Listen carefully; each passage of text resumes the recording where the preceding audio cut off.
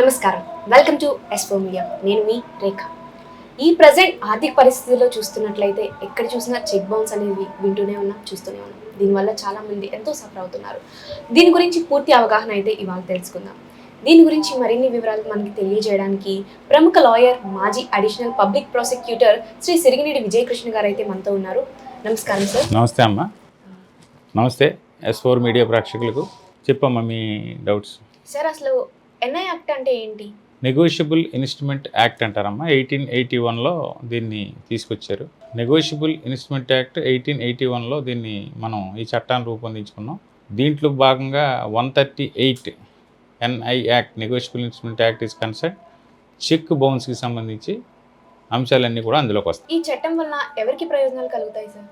జనరల్గా ఈ చట్టం పూర్వకాలంలో డబ్బు తీసుకెళ్లాలంటే ఒక చోట నుంచి ఒక చోటకి మనం క్యాష్ రూపాన నగదు ద్రవ్యం తీసుకెళ్ళివ్వడం, వాటి గురించి ఎన్నో ఇబ్బందులు పడి తీసుకెళ్ళటం, మధ్యలో దారి దోపిడీ జరగటం, ఇట్లన్నిటిని అవాయిడ్ చేయడం కోసం ఒక చెక్ రూపాన మనం ట్రాన్సాక్షన్ చేయొచ్చు అని చెప్పి ప్రజలకు సౌలభ్యం కోసం ఈ చెక్ వ్యవస్థని తీసుకొచ్చారు. ఈ చట్టాన్ని అనేక సార్లు దీన్ని అమెండ్మెంట్ చేయడం కూడా జరిగింది. ఈ 138 NI యాక్ట్ స్పెసిఫిక్గా చెక్కు కేసుల్లో 2002లో ఒకసారి, 2005లో ఒకసారి, 2018లో కూడా దీనికి అమెండ్మెంట్స్ తీసుకురావడం జరిగింది. ఒక వ్యక్తి డబ్బులు తీసుకుని దానికి బదులుగా మనకి చెక్ ఇస్తే అది చెల్లుతుందంటారా? తప్పకుండా చెల్లుద్దమ్మా. అయితే డబ్బులు తీసుకున్నప్పుడు డబ్బులకి సంబంధించి ఏదైనా ప్రామిసరీ నోట్ రాసి దాని నిమిత్తం పార్ట్ పేమెంట్గా చెక్ ఇస్తే తప్పకుండా ఆ చెక్కు చెల్లుతుంది. ఎందుకంటే ఆ పార్ట్ పేమెంట్గా చెక్ ఇచ్చి అది బౌన్స్ అయితే ఆ ఇచ్చిన అతను, ఎవరైతే డబ్బులు ఇచ్చిన అతను కోర్టుకి వెళ్ళి నోటీసు ఇచ్చి చెక్ బౌన్స్ కేసు వేసే అవకాశం ఉంది. ఓకే సార్, ఇప్పుడు ఒక వ్యక్తికి నేను ఒక 50,000 నగదు ఇచ్చాను. ఆ వ్యక్తి నాకు 50,000కి బదులుగా చెక్ అనేది ఇచ్చారు. కానీ అతను బ్యాంకులో డబ్బులు లేని కారణంగా చెక్ అయితే బౌన్స్ అయింది. సో మనం ఎన్ఐ యాక్ట్ ద్వారా కేసు అనేది ఫైల్ చేయొచ్చు అంటారా? తప్పకుండా చేయొచ్చు. కానీ 50,000 మీరు ఇచ్చినట్టుగా ముందుగా ఆ చెక్కు ఇచ్చే అతను చెక్కు మీకు రీపేమెంట్గా ఇచ్చే తారీఖు ముందుగా లీగల్ అండ్ ఫోర్సిబుల్ డెట్ చూపించాలంటే ఆ 50,000 ఏదైనా బ్యాంక్ ట్రాన్సాక్షన్ ద్వారా ఇచ్చినట్టు చూపిస్తే మీరు తప్పకుండా అతనికి శిక్ష పడే అవకాశం ఎక్కువ ఉంటుంది.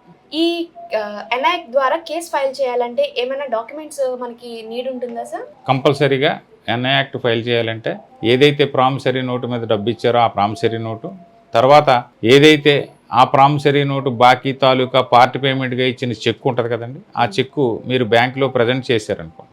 ప్రజెంట్ చేసిన దరిమిలా బ్యాంకు వారు ఆ ఖాతాలో డబ్బులు ఉన్నాయా లేవా అని చూసి మీకు చెక్కు రిటర్న్ మెమో ఇస్తారు. డబ్బులు ఉంటే ఎన్కాష్మెంట్ అవుద్ది, డబ్బులు లేకపోతే డిజానర్ అవుతుంది.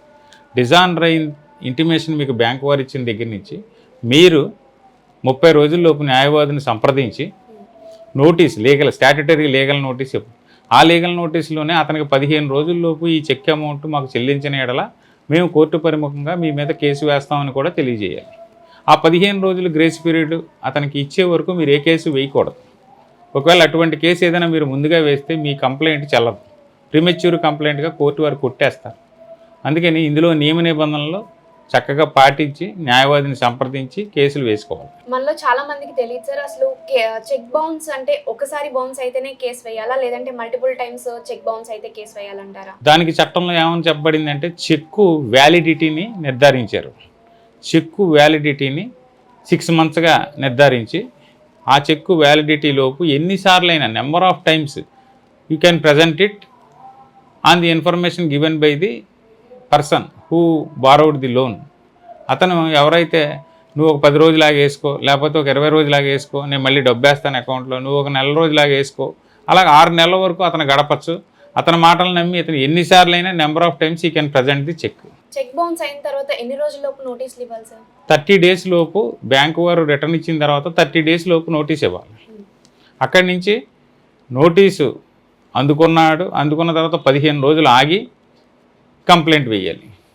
నెల్లాళ్ళలోపు 15 రోజులు ఆగి నెల్లాళ్ళలోపు కంప్లైంట్ వేయాలి. నెల రోజులు అంటే 30 రోజులా సార్, 31 రోజులండి? ఇది యాక్ట్ ప్రకారం 30 days అన్నారు అనుకోండి, 30 days.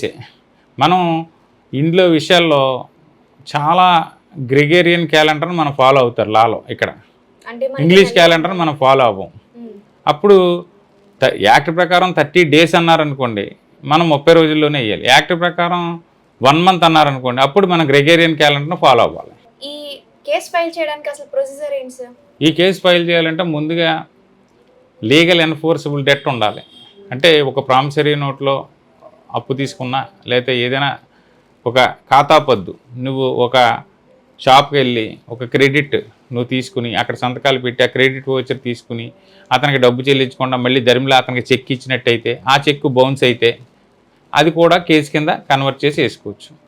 సేమ్ ప్రొసీజర్ ఇది. చెక్ బౌన్స్ అయిన వెంటనే మనం బ్యాంకు వారు ఇచ్చిన నోటీస్ ప్రకారం రిటర్న్ మెమో ప్రకారం నోటీస్ ఇచ్చి స్టాట్యుటరీ నోటీస్ ఇచ్చిన తర్వాత 15 రోజులు ఆగి అక్కడి నుంచి 1 మంత్ లోపు కోర్టులో కేసు వేసుకోవాలి. అంటే నోటీస్ ఇచ్చిన తర్వాత వెంటనే కేసు ఫైల్ చేయొచ్చా? దానికి కూడా ఏదైనా కాల పరిమితి అనేది ఉంటుందంటారా? నోటీస్ ఇచ్చిన తర్వాత 15 డేస్ మనం మ్యాండేటరీ ప్రావిజన్గా ఆగవలసిందే. ఎందుకంటే చట్టం చెప్పబడింది క్లియర్గా 15 రోజులు ముద్దాయికి అవకాశం ఇవ్వండి అని చెప్పి. కొంతమంది ఇందులో నోటీస్ అందలేదని వాదన పెట్టేవారు గతంలో. నోటీసు అందలేదన్న వాదనని కోర్టు వారు కొట్టేశారు. ఎందుకంటే నీవు ఆ ఇంట్లో లేకపోతే నువ్వు పోస్ట్ ఆఫీస్కి వెళ్ళి నేను ఇక్కడ ఉండలేదు ఈ 15 రోజులు, నాకు ఏదైనా కవర్స్ వస్తే పక్కింటి వారికి ఇవ్వండి అని అడ్రస్ ఇచ్చి డ్యూటీ ఆఫ్ ది సిటిజన్గా నువ్వు వెళ్ళి చెప్పాలి. అంతేగాని డోర్ లాక్ అని కానీ వెనక్కి వెళ్ళిపోయిన నోటీసు, లేకపోతే పర్సన్ నాట్ అవైలబుల్ అన్నా, లేకపోతే ఇంటిమేషన్ సర్వర్డ్ అన్నా, ఇవన్నీ కూడా జనరల్ క్లాజెస్ యాక్ట్ సెక్షన్ 29 కింద నోటీసు అమలు జరిగినట్టే అని చెప్పింది హైకోర్టు. మనం కోర్టులో కేసు ఫైల్ చేసిన తర్వాత మనకి తీర్పు రావడానికి ఎంత సమయం పడుతుందంటారు? ఇప్పుడున్న పెండెన్సీ ప్రకారం కేసులు ఎక్కువైపోవడం ప్రకారం ఒక చెక్ కేసుకి మినిమం 2 to 3 years పడుతుంది. దీనికి ఏమైనా ఫాస్ట్ ట్రాక్ కోర్స్ అనేది ఏమైనా ఉందా సార్? ఇప్పుడు స్పెషల్ కోర్టులు హైకోర్టు పెట్టడం జరిగింది. మన పక్కనే ఉన్న తణుకు నియోజకవర్గంలో ఒక చెక్కులకి సంబంధించి ఒక సపరేట్ కోర్టు కూడా ఎస్టాబ్లిష్ చేయడం అయింది. అక్కడ ఒక న్యాయమూర్తిని రిటైర్డ్ జడ్జిని గారిని కూడా వేసి త్వరితగతిన కేసులు చేయడం కోసం అక్కడ ఉన్న ఏరియాలో కేసులు చెక్ బౌన్స్ కేసు ఎస్టాబ్లిష్ చేయడం, చెక్ బౌన్స్ కోర్టు ఎస్టాబ్లిష్ చేయడం జరిగింది. అలాగే తాడేపల్లిగూడలో ఇంకా స్పెషల్ కోర్టు ఏమీ రాలేదు.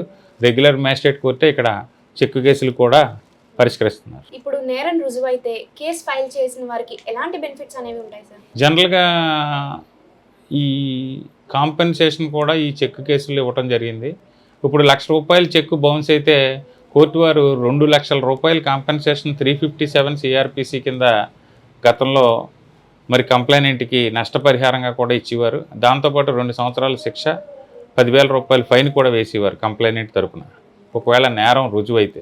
ఇప్పుడు కోర్టులో కాంపన్సేషన్ అవార్డ్ చేసిన తర్వాత ముద్దాయి ఆ కాంపన్సేషన్ అమౌంట్ పే చేసి హైకోర్టుకి అపీల్కి వెళ్ళాలా, లేక డైరెక్ట్గా అపీల్ సెట్ కోర్టుకి వెళ్ళొచ్చా సార్? ముఖ్యంగా ఇది 2018లో ఇంటరిమ్ కాంపెన్సేషన్ అని 20% చెక్ అమౌంట్ కట్టమని చెప్పి అందులో అమెండ్మెంట్స్ తీసుకొచ్చారు 2018లో.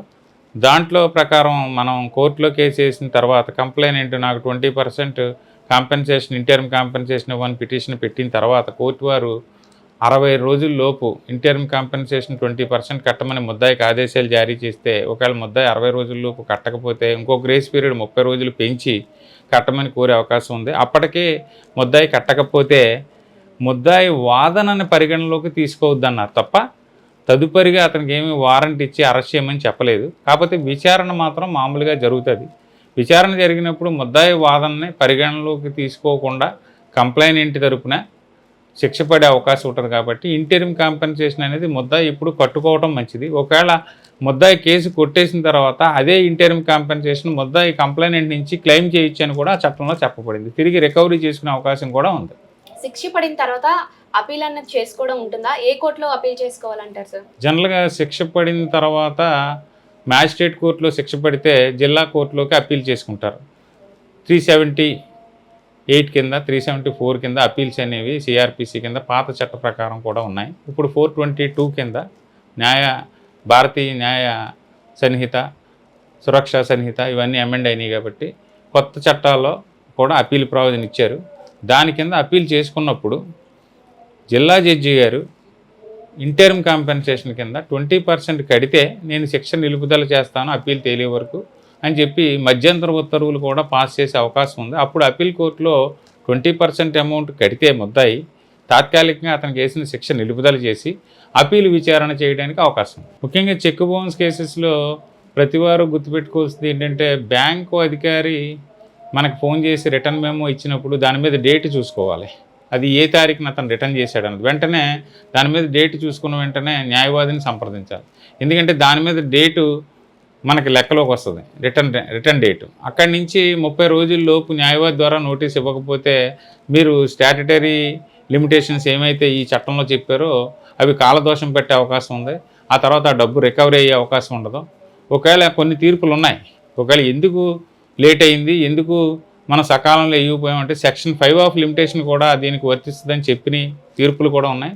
కానీ అటువంటి పిటిషన్ పెట్టినప్పుడు, ఎందుకు లేట్ అయిందన్న పిటిషన్ పెట్టినప్పుడు ముద్దాయికి ముందుగా చెక్ ఎవరైతే ఇచ్చారో అతనికి నోటీసు ఇచ్చి ఆ పిటిషన్ అతని సమక్షంలో విచారణ చేసి సరైన కారణాలు కంప్లైనెంట్ చూపించాడని నిర్ధారణకు వచ్చిన తర్వాత అతనికి అయినటువంటి ఆలస్యాన్ని నిరోధించి కేసు ఫైల్లోకి తీసుకునే అవకాశం ఉందని చెప్పి కూడా తీర్పులు ఉన్నాయి. సో చాలా వాల్యుబుల్ ఇన్ఫర్మేషన్ ఇచ్చారు సార్, చాలా థ్యాంక్ యూ. చూసారు కదా, చాలా వాల్యుబుల్ ఇన్ఫర్మేషన్ తెలుసుకున్నారు. మళ్ళీ మరొక టాపిక్తో మీ ముందుకు వస్తాం. అంతవరకు సెలవు, నమస్కారం. నమస్తే.